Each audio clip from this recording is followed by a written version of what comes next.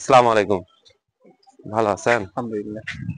আপনার বাসা কোথায় হইল? আমার মানে বাসা কোন জেলায়? নওগাঁ জেলা পোরশা থানা। নওগাঁ জেলা? হ্যাঁ, পোরশা থানা। ও, আমরা আসছিলাম হচ্ছে শীতের নিয়ে কম্বল নিয়ে। এখানকার এতিম বাচ্চা কতজন আছে মাদ্রাসায়?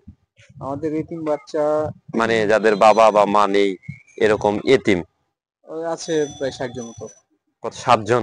৬০ 60 জন। জন? হ্যাঁ, টোটালি এতিমই 60 জন? হ্যাঁ। আর আমাদের মাদ্রাসার ছাত্র হচ্ছে ১০০ প্লাস ১২০ জন মতো। 120 জন? হ্যাঁ। এখান এতিম বাচ্চারা কত দূর? মানে আমাদের বগুড়ার বাইরেও আছে না, তো? না, না, বগুড়ার ভেতরেই সব। ভিতরেই সব? তবে এই আপনার শিবগঞ্জ থানার ভেতরেই। ভিতরেই এতিম হুম। বাচ্চা 60 জন। কারো বাবা মা নেই, কারো মা নেই, এরকমই তো। হ্যাঁ। তো আমরা আসছিলাম 4টা কম্বল নিয়ে দেওয়ার জন্য। এখন তো 60 জনকে আর তো 4টা কম্বল দেওয়া সম্ভব না, ঠিক এরকম অ্যাবিলিটিও নাই। তো এর মধ্যে আপনি লিস্ট করবেন 4 জনের, আমরা 4 জনকে 4টা কম্বল দেব আছে।